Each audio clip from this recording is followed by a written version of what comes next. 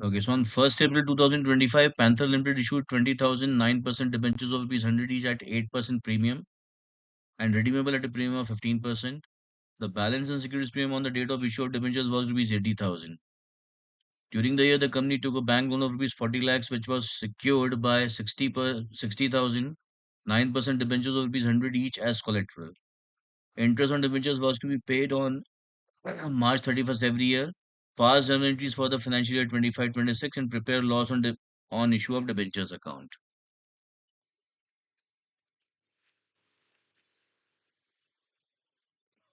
So पहले हमें journal entries pass करनी है इसमें.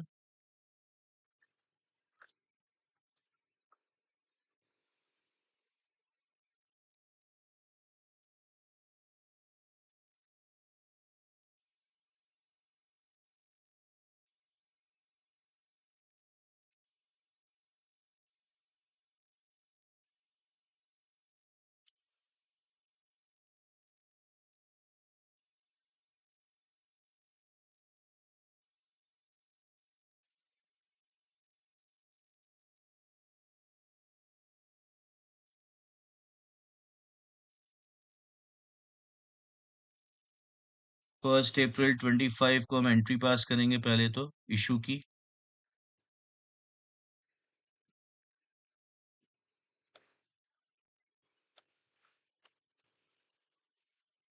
Bank account debit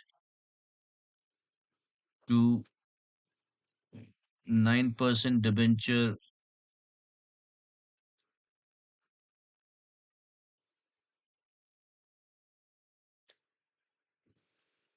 application and allotment account.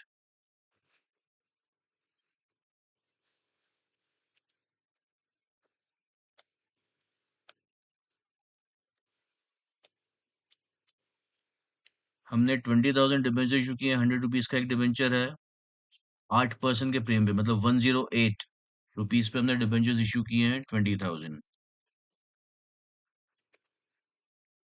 तो ये अमाउंट हो जाएगा 2 lakhs और 160 मीन्स नहीं 20 lakhs और 160 means 21,60,000.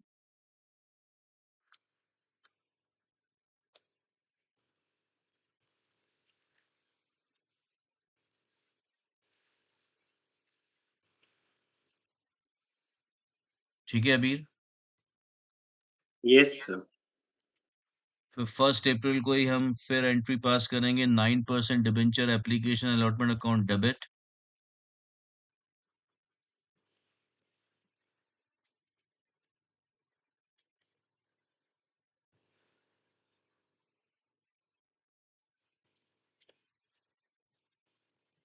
Loss on issue of debentures account debit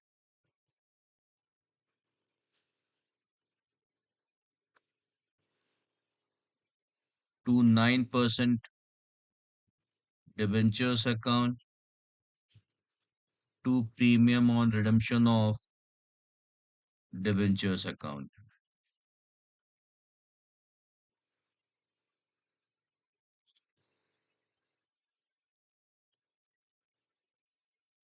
$21,60,000 तो हमारा अलॉटमेंट एप्लीकेशन में डेबिट हो गया. हम इन डिबेंचर्स को 15% के प्रीमियम पे इशू करने वाले हैं, राइट. सो 20,000 डिबेंचर्स पे 15 रुपीज का प्रीमियम.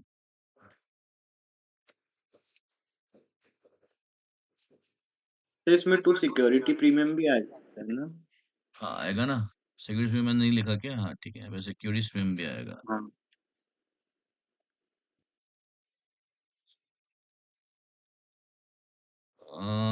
ये हो गया 3 lakhs.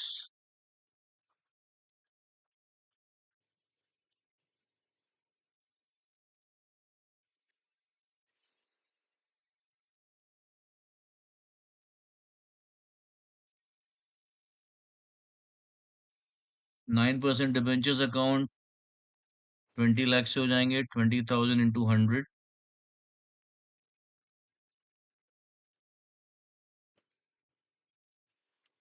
प्रीमियम हो जाएगा 20,000 इंटू 8 सिक्योरिटीज प्रीमियम. मतलब 1,60,000, और लॉस हो जाएगा हमारा 3 lakhs का, जो मतलब प्रीमियम में चला जाएगा, premium on redemption of debentures.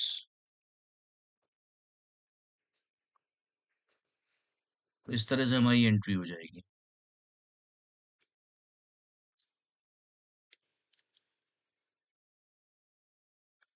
ठीक है, ये हमारी पहली दो यस एंट्रीज हो गई। Sir,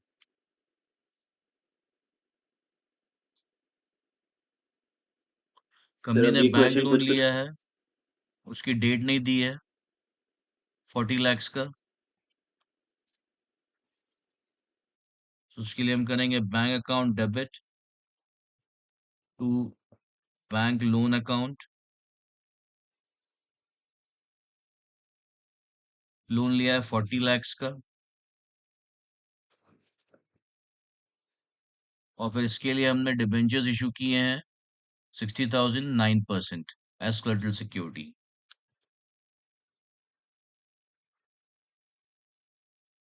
debenture suspense account debit to 9% debentures account, ये हो जाएंगे हमारे 60 lakhs के।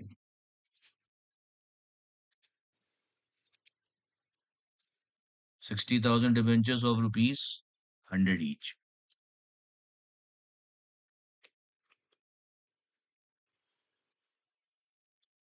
सर, इसमें बैंक लोन क्यों दिखाना है बाकी अपने?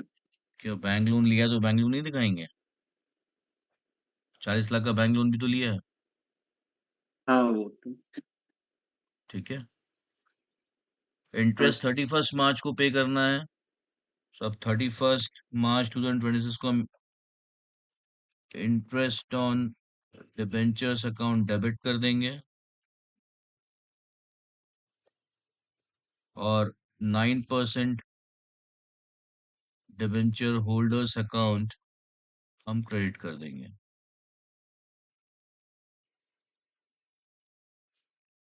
सो हमने जो डिबेंचर इशू किए थे वो किए थे 20 lakhs, जो उनकी फेस वैल्यू थी। ये 9% डिबेंचर्स है, तो इसका 9% हो गया 1,80,000 पूरे साल भर का, क्योंकि हमने ईयर के बिगनिंग में ही डिबेंचर्स इशू किए हैं। तो ये पूरा 12 मंथ्स का पीरियड है, तो पूरे साल भर का इंटरेस्ट लग जाएगा। 9% of 20 lakhs।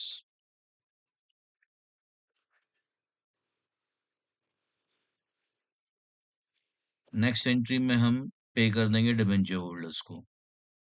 So 9% debenture holders account debit to bank account 1,80,000। आप लोगों को टीडीएस नहीं है तो वो यहाँ पे नहीं आएगा। अब ईयर एंड पे ये जो हमें लॉस हुआ है इसको हम राइट ऑफ कर देंगे,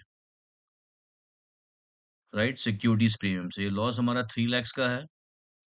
हमारे पास सिक्योरिटीज प्रीमियम 1,60,000 का यहाँ पे आया, और ऑलरेडी सिक्योरिटीज प्रीमियम हमारे पास था 80,000 का। The balance in securities premium on the date of issue of debentures was 80,000।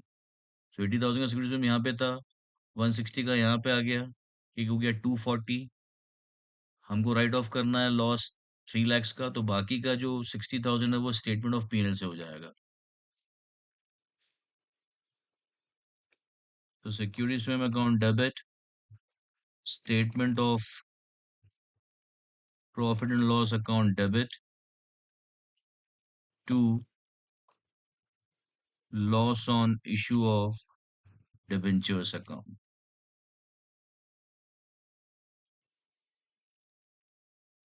Loss था हमारा 3 lakhs का, जो हमने यहाँ दिखाया था 20,000 इंटू 15।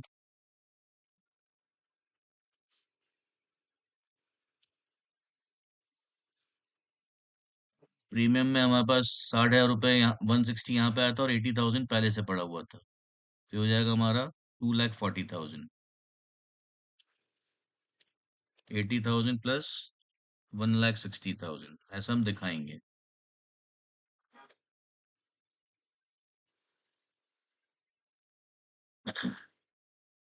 पी एंड एल में चला जाएगा हमारा अमाउंट 60,000। यहाँ हम लिखाएंगे बैलेंसिंग फिगर,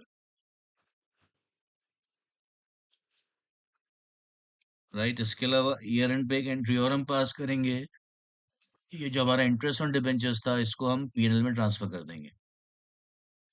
सो एंट्री हो जाएगी statement of PNL account debit to interest on debentures account.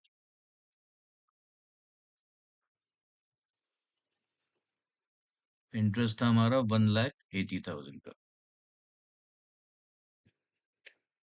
तो इसके साथ ये जो लॉस था हमने वो राइट ऑफ कर दिया। अब हमारे बुक्स में सिर्फ डिबेंचर्स अकाउंट बचा है, सिक्योरिटीज में बचा है, प्रीमियम रिडेम्पशन ऑफ डिबेंचर्स बचा है, बैंक बचा है, बैंक लोन बचा है। ये दोनों अकाउंट्स भी बचे हैं, पर ये आपस में नेगेट हो रहा है एक दूसरे से। Yes sir. ये इतनी एंट्रीज करने करेंगे यहाँ पे हम।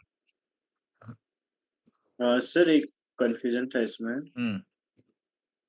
अगर इसे इधर लिखते नहीं कि इंटरेस्ट एनुअली पे करा है तो फिर अपन इंटरेस्ट के एंट्री पास नहीं करते, राइट? क्या? अगर वो उधर लिखते नहीं कि इंटरेस्ट एनुअली मतलब पे किया है तो अपन। नहीं तो भी हम करते हैं, भले ही वो कभी भी पे कर रहे हैं, पर साल भर का जो इंटरेस्ट हो तो हम रिकॉर्ड करेंगे ही ना। उसी को हम कहते हैं इंटरेस्ट एक्रूड। इस पर्टिकुलर पीरियड का जो इंटरेस्ट बना, मान लीजिए वो इंटरेस्ट पे करने वाले होते हैं 30 अप्रैल 2026 को। इंटरेस्ट की ड्यू डेट होती 30 अप्रैल 2026, जो हमारे अकाउंटिंग ईयर में नहीं आ रही है। पर इस अकाउंटिंग ईयर का इंटरेस्ट कितना बना साल भर का, वो तो हम रिकॉर्ड करते ही, क्योंकि है तो वो इसी पीरियड का, भले ही पे आप अगले साल करने वाले हो। फिर उस केस में ये एंट्री नहीं होती, पेमेंट वाली एंट्री नहीं होती, बस ये एंट्री हो जाती। और यहाँ पे हम लिखते हैं 9% डिबेंचर होल्डर के बजाय आउटस्टैंडिंग इंटरेस्ट, और उसको हम बैलेंस शीट में दिखाते हैं interest accrued but not due. Accrued मतलब इस पीरियड का है पर अभी ड्यू नहीं हुआ। क्लियर? सर कंफ्यूज हो गया। ये हमारे अकाउंटिंग के कौन सा जिस किसकी हम एंट्री कर रहे हैं, 25-26 की। 25-26 का हाँ। इंटरेस्ट तो है, भले ही हमको पे राइट। नहीं करना है, पर साल भर हमने हमने यहाँ पे पब्लिक से पैसा उठाया। फेस वैल्यू 20 लाख है, तो फेस वैल्यू का 9% तो डिबेंचर हम इंटरेस्ट हमको देना ही है। तो इस साल का इंटरेस्ट कितना हुआ वो हम कैलकुलेट करेंगे, भले ही नहीं पे करना हो तो हम उसके लिए करेंगे interest on debentures account debit to outstanding interest account. और उस आउटस्टैंडिंग इंटरेस्ट जो क्रेडिट बैलेंस है उसको हम बैलेंस शीट में दिखाएंगे कैसे, interest accrued but not due करके करंट लायबिलिटीज में, अंडर अदर करंट लायबिलिटीज।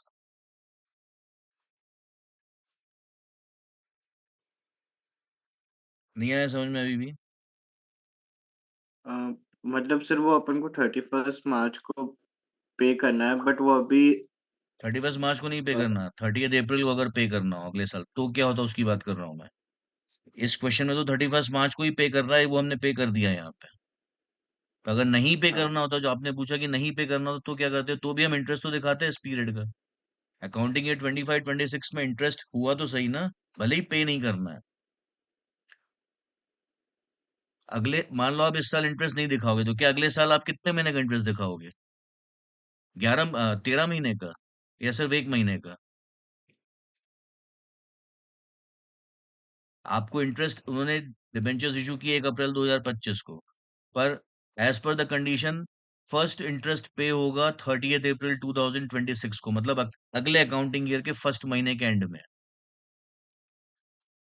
तो अगर हम यहाँ इंटरेस्ट की रिकॉर्डिंग नहीं करें, राइट, तो फिर आप जब 30 अप्रैल 2026 को रिकॉर्ड करोगे इंटरेस्ट, तो कितने महीने का रिकॉर्ड करोगे?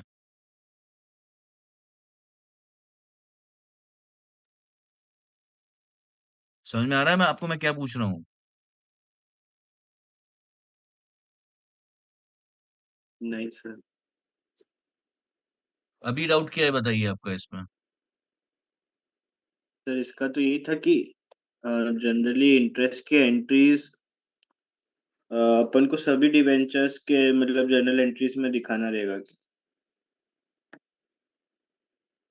आपकी आपके साथ पता है क्या प्रॉब्लम, आप लाइफ को इक्वेशन के फॉर्म में देखते हो, कि हर चीज का एक इक्वेशन है। अब आप कंसेप्ट समझो। अभी आपने क्या बोला कि हर डिबेंचर के क्वेश्चन में इंटरेस्ट को दिखाना पड़ेगा, ऐसा नहीं है, ऐसा फिक्स फॉर्मूला दिमाग में मत बैठाओ, वरना गलत करके आ जाओगे आप।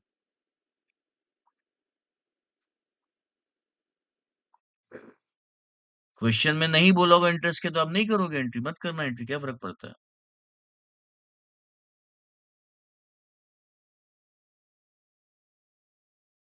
बहुत सारे ऐसे क्वेश्चंस होते हैं जिसमें लिखा रहता है pass necessary journal entries by ignoring interest on debentures, तो वहां इंटरेस्ट की एंट्री नहीं करनी होती है हमें।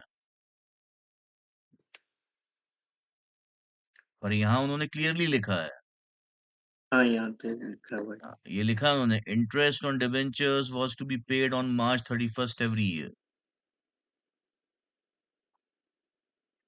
ठीक है। वो अब अभी सर ये क्वेश्चन देख के मतलब ये आंसर देख के लग रहा है इसमें 2-3 जनरल एंट्रीज नहीं आती, मतलब कंफ्यूज हो सकता था, बाकी तो कर सकता था।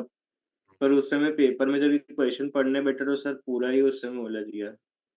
हाँ, इन्फॉर्मेशन ज्यादा होती है तो यूजुअली कुछ स्टूडेंट्स उलझ जाते हैं, उनको समझ में आता है हाँ कौन सी वो इन्फॉर्मेशन को पहले रिकॉर्ड करूं, कौन सी को बाद में, कितना अमाउंट से करूं। तो ये कंफ्यूजन आपको वो खुद फिर दूर करना होगा प्रैक्टिस कर करके ऐसे क्वेश्चंस की। ठीक है। Right sir. और बोलिए इसके अलावा।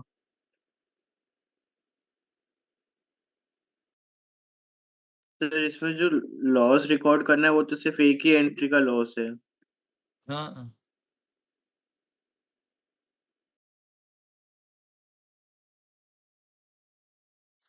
राइट।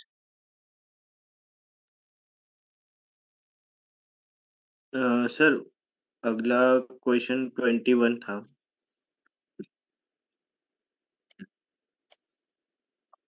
21। Yes sir. ये केतन लिमिटेड वाला। हाँ सर ये Ketan Metro was listed with an authorized capital of 20 lakhs divided into 2 lakh equity shares of rupees 10 each, payable as rupees 3 on application, 6 on allotment, including premium and balance on call.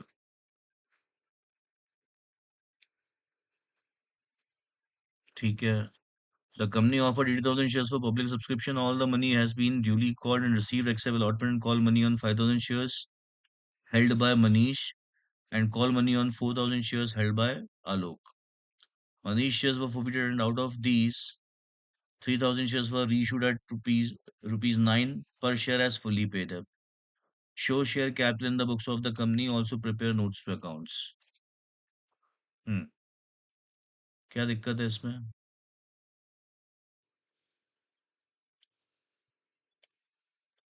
Sir इसमें premium भी है और फिर वो उसके बाद sir और feature भी तो सर उसको शो कैसे करूँ वो।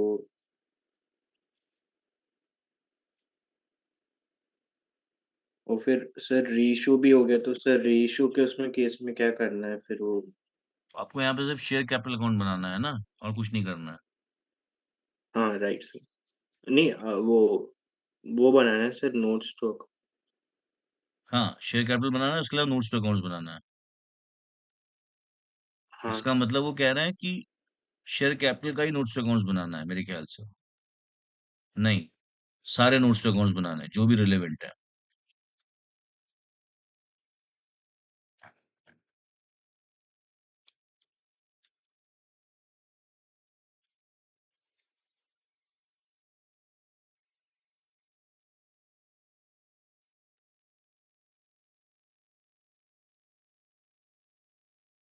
सर वो तो बैलेंस शीट शो करना रहेगा ना मतलब। नहीं, इस क्वेश्चन में जो भी आइटम्स बैलेंस शीट में जाएंगे उनका नोट्स टू अकाउंट्स बनाना है, इसका ये मतलब है। हालांकि उन्होंने ऐसा क्लैरिफाई नहीं किया, राइट, पर जो स्टूडेंट इसमें शेयर कैपिटल का नोट्स टू अकाउंट्स बना के आएगा उसको भी फुल मार्क्स मिलेंगे। बैलेंस शीट नहीं बनानी है आपको, अच्छा, बैलेंस शीट के नोट्स टू अकाउंट्स बनाने हैं। मैंने सर इसमें ऐसा किया था कि एक मतलब नोट्स टू अकाउंट बनाना जिसमें शेयर कैपिटल के अंदर ऑथराइज्ड कैपिटल फिर इशूड फुल्ली पेड और फिर हाँ, राइट। नोट दिखाया था। हाँ, तो वही शेयर कैपिटल का आपने नोट बनाया, आप तो उस मतलब आपको उसमें पूरे मार्क्स मिलने मिलेंगे अगर आपने शेयर कैपिटल कैपिटल अकाउंट भी करेक्ट बनाया है तो। सर उसमें मैंने नॉट फुल्ली पेड मैंने गलत बनाया था। बाकी सब सही स्टार्ट लिखे थे मतलब बस सिर्फ और शेयर कैपिटल अकाउंट सही बनाया था आपने। सर वो लिखा था मैंने। वो बैलेंस शीट लिख दिया था ऊपर उसके अंदर बैलेंस शीट नहीं, शेयर कैपिटल अकाउंट लिखा है ना यहाँ पे। शेयर कैपिटल अकाउंट मतलब लेजर अकाउंट बनाना है आपको। हाँ वो मैंने लिखा है ना, सोचा देखिए, था कि शो उसको share capital in the books of the company. जो share capital in the books, इसका मतलब क्या हुआ? मेरे को बुक्स ऑफ द ऐसे कंपनी ऐसा मतलब आपका शेयर कैपिटल अकाउंट बनाने की बात कर रहे हैं वो।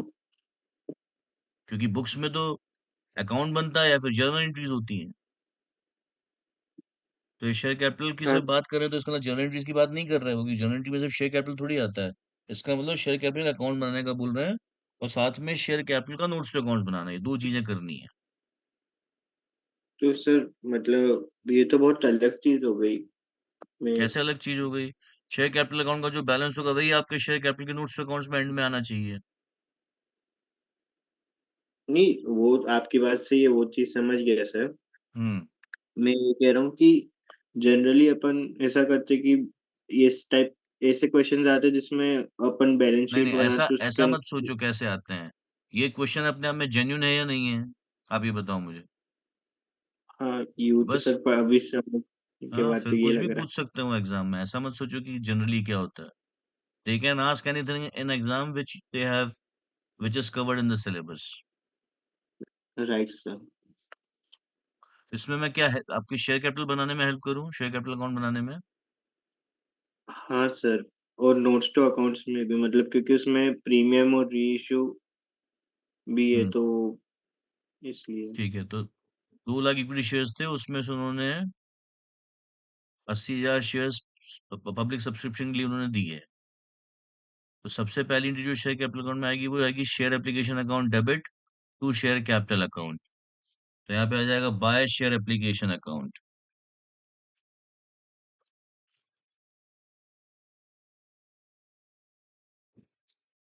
Bye equity share application account आएगा, क्योंकि इक्विटी वर्ड उन्होंने यूज किया है यहाँ पे। पहली एंट्री में हो गया 80,000 इंटू 3, 2,40,000। तो यहाँ 2,40,000 का अमाउंट आ जाएगा। राइट, दूसरी एंट्री वो करेंगे share allotment account debit to share capital to securities premium. तो शेयर कैपिटल क्रेडिट में आ जाएगा यहाँ पे by equity share allotment account. कितना अमाउंट आएगा? 80,000 इंटू ₹6 का अलॉटमेंट मनी था, जिसमें ₹1 प्रीमियम था, मतलब ₹5 आपका फेस वैल्यू था। तो 80,000 इंटू 5, 40,000 यहाँ पे आ गया। सॉरी, 4 lakhs यहाँ पे आ गया। ये समझ में आ रहा है आपको? हाँ सर, थोड़ा थोड़ा है। नहीं, थोड़ा तो नहीं, पूरा आना चाहिए। बताओ क्या दिक्कत आ रही है?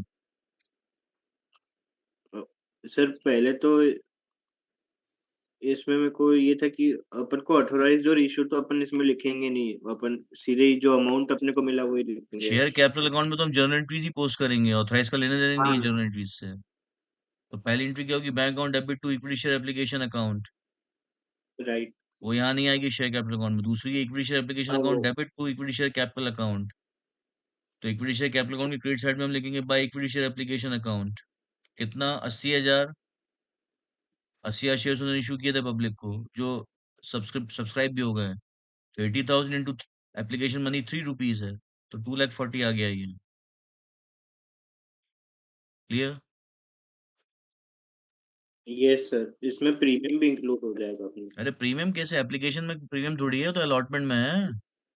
अलॉट में अलॉटमेंट। एप्लीकेशन में सिर्फ ₹3 लिखा है उन्होंने, देखो। नहीं, एप्लीकेशन नहीं, मैं अलॉटमेंट ही बोल। अरे अभी मैं एप्लीकेशन बता रहा हूँ, आप अलॉटमेंट में क्यों चले गए? अभी तो मैं आपको ये 240 बता रहा था। Sorry sir. फिर नेक्स्ट एंट्री होगी equity share allotment account debit to equity share capital account to securities premium account. Correct?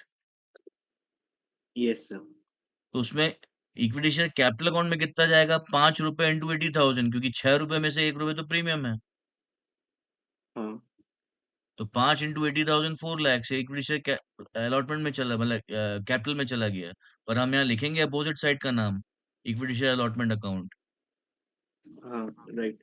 Clear? और इसमें तो सर बाय प्रीमियम नहीं करके आएगा फिर यहाँ अगले पे। क्या? मैं वही पूछ रहा था कि बाय करके सिक्योरिटीज प्रीमियम नहीं, अलग से क्यों लिख। आएगा प्रीमियम? आप एंट्री आप एंट्री विजुअलाइज करो ना, इक्विटी शेयर अलॉटमेंट हाँ account debit to equity share capital account to securities premium. तो हमको तो इक्विटी शेयर कैपिटल अकाउंट में पोस्टिंग करनी है। तो इक्विटी हाँ। शेयर कैपिटल अकाउंट के क्रेडिट में हम लिखेंगे उसका खुद का अमाउंट, लेकिन नाम लिखेंगे अपोजिट अकाउंट का। अगर अपन को सर इसमें इक्विटी शेयर अलॉटमेंट अकाउंट बनाना होता तो प्रीमियम इंक्लूड होता। राइट, तो फिर इक्विटी शेयर अलॉटमेंट अकाउंट के डेबिट साइड में दोनों चीज आती है, टू इक्विटी शेयर कैपिटल और टू सिक्योरिटीज प्रीमियम। समझ गया सर। ठीक है। फिर हाँ एंड बैलेंस ऑन कॉल। अब यहाँ पे company offered 80,000, all the money has been duly called and received except allotment and call money on 5,000 shares held by Manish and call money on 4,000 shares held by Alok। देखिए, calls in arrears जो हुआ है यहाँ पे, इसका share capital account से कोई लेना देना नहीं होता। तो शेयर कैपिटल में तो जो हमने ड्यू किया वो आएगा, तो यहाँ पे आ जाएगा equity share call account. Right call sir. में मनी, हाँ, कॉल में मनी कितनी है? 3 रुपए एप्लीकेशन का था, फेस वैल्यू 5 रुपए अलॉटमेंट का, तो 5 + 3 8, इसका मतलब कॉल मनी 2 रुपए की है। तो 2 × 80,000 शेयर्स 160 हो गया ये। क्लियर? Yes sir. का समझ में आ गया? ये 3 रुपए एप्लीकेशन का है, 6 रुपए के अलॉटमेंट में 1 रुपए प्रीमियम है, तो फेस वैल्यू वहां पे 6 के बदले कितनी है? 5 है। तो 5 + 3 8, इसका मतलब, और 10 रुपए का शेयर, इसका मतलब बाकी के जो 2 रुपए है वो कॉल का है। तो 80,000 इंटू 2 हाँ किया तो 160 आ गया। Right sir. राइट। अब उसके बाद जो जो डिफॉल्ट हुआ है उसकी वजह से उन्होंने क्या किया है, मनीष के शेयर्स उन्होंने फोरफीट कर लिए हैं। They have forfeited Manish shares. तो जब शेयर्स हम फोरफीट करते हैं तो शेयर कैपिटल अकाउंट डेबिट होता है। राइट। कितने शेयर्स फोरफीट किए उन्होंने मनीष के? 5,000 शेयर्स। राइट अबीर? सर तो अगर मनीष के शेयर अगर अपन कॉल के पहले नहीं, फोरफिट हुए तो। नहीं, किस कहाँ लिखा है ऐसा? उसने अलॉटमेंट और कॉल दोनों पे 5,000 शेयर्स पे अलॉटमेंट और कॉल दोनों का पैसा नहीं दिया है। हाँ राइट, तो फिर बाद में ही। हाँ, तो 5,000 शेयर्स को बिट किए हैं पूरे कॉल के बाद, मतलब यहाँ 10 रुपए से हम शेयर कैपिटल को डेबिट करेंगे। 10 × 5, 5,000। अलॉटमेंट को उसने प्रीमियम नहीं दिया तो सिक्योरिटीज प्रीमियम को भी हम डेबिट करेंगे।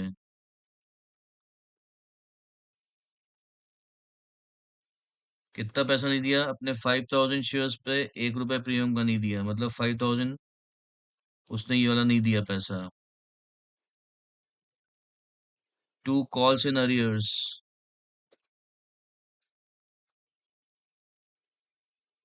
टोटल कितना पैसा नहीं दिया उसने? अलॉटमेंट का 6 रुपए और 2 रुपए कॉल का, मतलब 5,000 शेयर्स पे उसने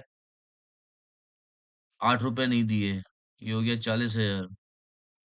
और जो उसने दिया है वो शेयर वो फीचर अकाउंट में चला जाएगा। उसने सिर्फ एप्लीकेशन का पैसा दिया है, 5,000 शेयर्स पे 3 रुपीज 15,000। ये हो गई हमारी एंट्री। अब हमें इसको स्प्लिट करना पड़ेगा इक्विटी शेयर कैपिटल अकाउंट में पोस्ट करने के लिए।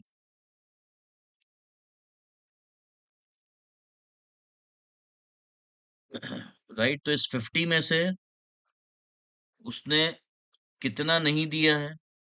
उसने नहीं दिया है 5 + 2 7 रुपए, क्योंकि इस 8 में 1 रुपए तो प्रीमियम का था। तो इसको हम ऐसे लिख सकते हैं,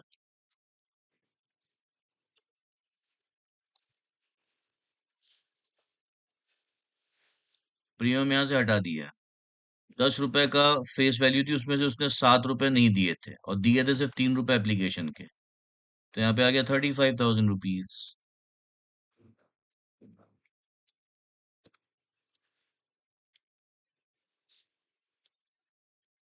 बस इस एंट्री को हम पोस्ट कर देंगे शेयर कैपिटल अकाउंट में। तो यहाँ लिखेंगे टू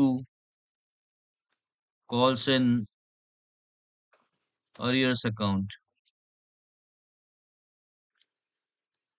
अमाउंट आ जाएगा 35,000 और 15,000 चला जाएगा शेयर फॉर फीचर अकाउंट में।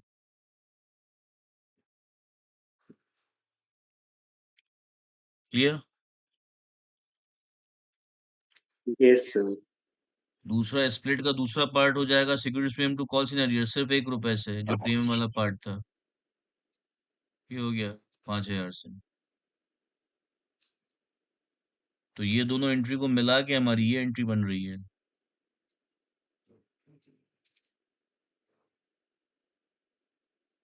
अब उसने क्या किया इसके बाद कंपनी ने, मनीष के जो शेयर्स फॉरफिट किए उसमें 3,000 शेयर्स को उन्होंने री इशू कर दिया है 9 रुपीज में एज फुल्ली पेड अप। तो यहाँ पे फिर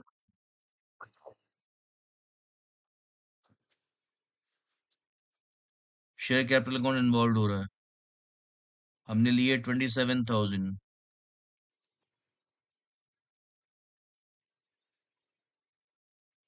मतलब डिस्काउंट दिया हमने 1 रुपए का, क्योंकि हमने फुल्ली पेड इशू किए हैं।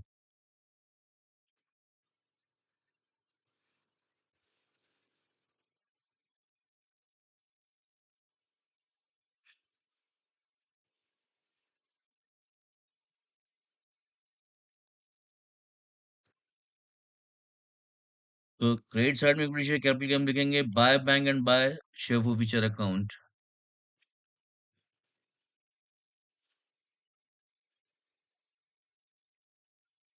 बैंक में गया 27, फॉरफीचर में गया 3,000। क्लियर है यहाँ तक अभी? Yes sir. अब क्योंकि हमें शेयर कैपिटल का नोट्स अकाउंट बनाना है और उसमें शेयर फॉरफीचर अकाउंट भी आता है, तो हमें यहाँ पे फॉरफीचर का नेट कितना डेबिट क्रेडिट हो रहा है वो हमको यहाँ पे उस वो भी दिखाना पड़ेगा। हालांकि एंट्री पास करने की जरूरत नहीं, पर मैं आपको समझाने के लिए एंट्री पास कर रहा हूँ। हाँ? ये कोई भी एंट्री हमें सॉल्यूशन में नहीं दिखानी है, ये सब आपको खुद विजुअलाइज करना पड़ेगा, या फिर रफ में लिखते जाओ, फिर उस रफ में जो लिखा उसके बाद सीधे ये करो। आपके सॉल्यूशन का तो यही पार्ट है बस। Right sir.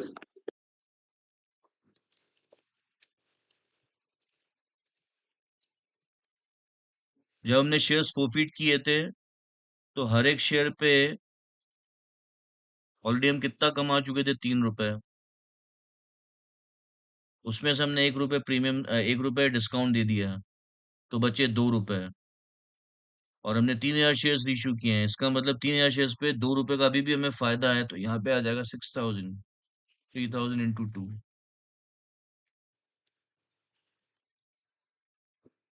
समझ में आया ये? Yes sir.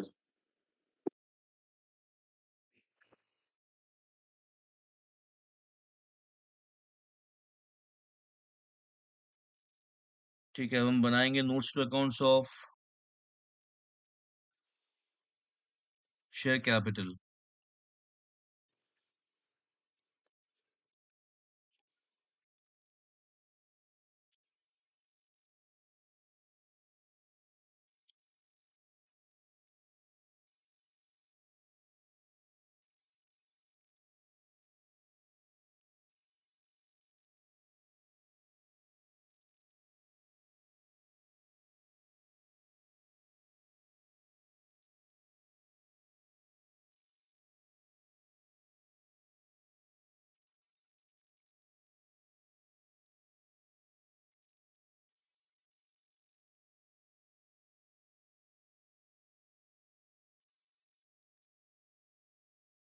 कितने शेयर्स हैं हमारे? टोटल ऑथराइज 2 लाख, 10 रुपए का एक शेयर है।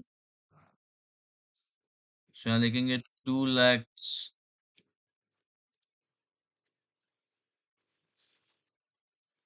Equity shares of ₹10 each. यहाँ पे आ गया 20 lakhs। इसको हम इसके नीचे डबल लाइन मार्क कर देंगे।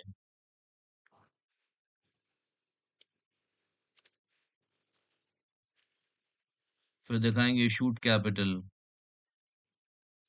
हमने इशू किए हैं 80,000 शेयर्स ऑफ ₹10 ईच, लेकिन 80 में से हमने फोरफीट कितने कर लिए? हमने सिर्फ मनीष के शेयर्स फोरफीट किए हैं, कितने? 5।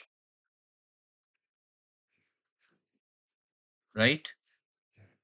तो बचे 75, 75 में फिर 3 हमने इशू कर दिए, तो 78। तो अभी जो इशूड कैपिटल हमारी 78,000 शेयर्स है। Of ₹10 each. ये हो गया 7,80,000। समझ में आ रहा है अबीर आपको? हाँ सर।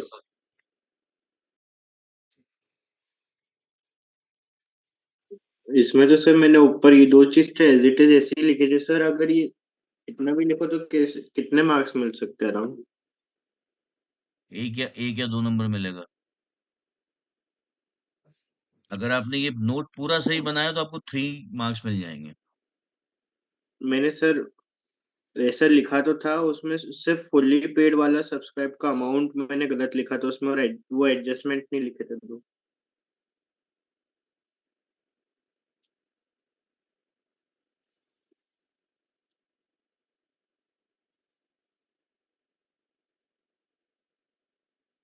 सर मेरे को इसकी मार्किंग स्कीम भेजना भूल गया था, तो मैं आपको मार्किंग स्कीम भेज दूं सर इसकी? नहीं, कोई जरूरत नहीं है। कोई फर्क नहीं पड़ेगा। मार्किंग स्कीम आपका बोर्ड एग्जाम की अलग रहती है। उससे कोई फायदा नहीं होगा। इसमें कॉल सिनेरियस आएगा यहाँ पे, लेस कॉल सिनेरियस। क्योंकि अभी भी कॉल सिनेरियस में उसके, नहीं, कॉल सिनेरियस में कुछ भी नहीं पड़ा है हमारे पास, राइट? क्योंकि हमने दोनों, नहीं, हमने किसके शेयर्स फोरफिट किए हैं? सिर्फ मनीष के किए हैं। जैसे हम फोरफिट करते हैं, कॉल सिनेरियस अकाउंट खत्म हो जाता है। पर अभी हमने आलोक के शेयर्स फोरफिट नहीं किए हैं। Yes sir. तो आलोक के शेयर्स का फोरफिचर, मतलब कॉल सिनेरियस में अमाउंट पड़ा होगा। आलोक ने क्या पे नहीं किया है? And call money on 4,000 shares held by Alok. Alok ने कॉल मनी पे नहीं की, तो 4,000 शेयर्स पे ₹2 की कॉल मनी, ₹8,000 पे नहीं किए हैं। तो वो यहाँ पे आपको लेस हो जाएगी।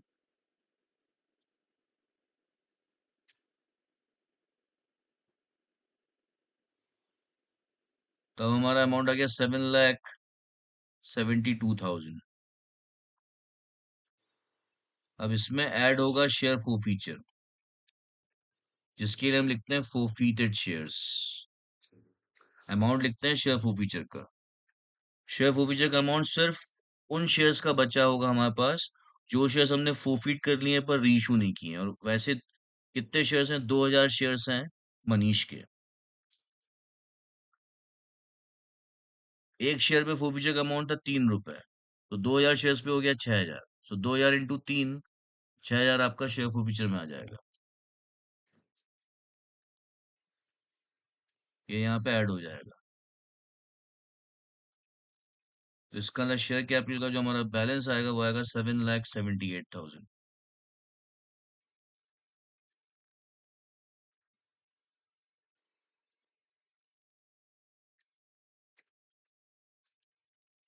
यही हमारा बैलेंस शीट के फेस पे जाएगा 778।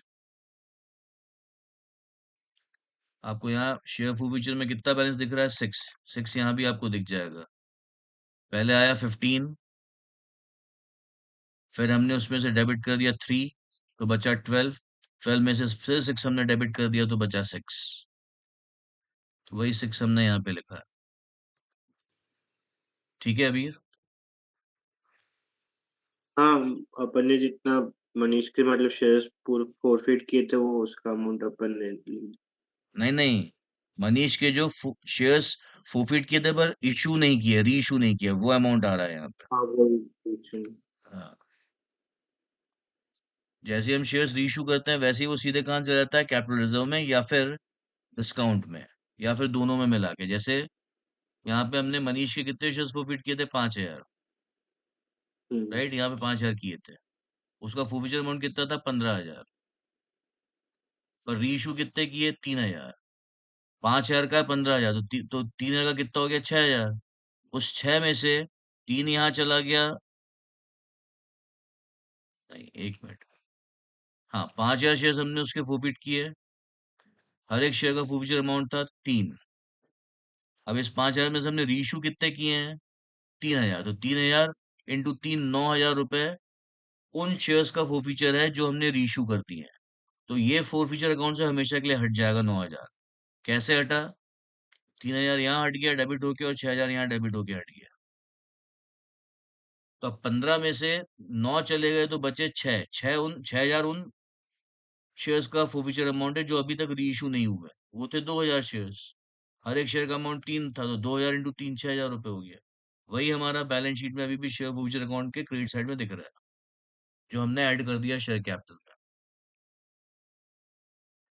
क्लियर? अभी आ रहा है समझ में? हाँ सर, ये समझ आया, बस मैं ये था कि रीइश्यू का तो अपन कुछ नहीं करना है बैलेंस शीट में, वो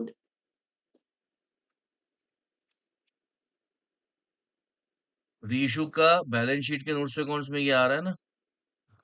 और अगर आपको capital reserve, sorry, reserve and surplus का नोट्स बनाने का बोलते हो तो वहां पे आपका कैपिटल रिजर्व भी आता है, सिक्योरिटीज प्रीमियम भी हाँ, आता है, वो दोनों भी आते हैं। सिक्योरिटीज, हाँ वो उधर लिखना था। देखिए यहाँ शेयर कैपिटल अकाउंट में बैलेंस कितना बचा है हमारा, 7,80,000, ये भी मैंने निकाला है। इन सबको ऐड किया, उसमें से ये दोनों मैंने माइनस कर दिया तो आ गया 780। यही 780 आपको बैलेंस शीट में यहाँ दिख रहा है, ये वाला।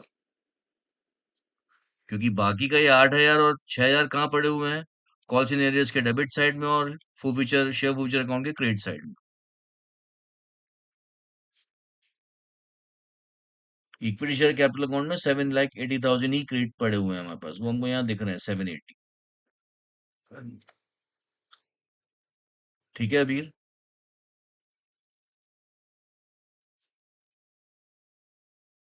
अबीर, यस सर। तो अबीर अभी अभी क्लास में मैं यही एंड कर रहा हूँ। मैंने ये वीडियो रिकॉर्ड किया है, मैं पोस्ट कर देता हूँ यूट्यूब में, आप उसको आराम से देखना एक बार, कुछ समझ में नहीं आया तो फिर अपन नेक्स्ट क्लास में बात करेंगे इसके बारे में।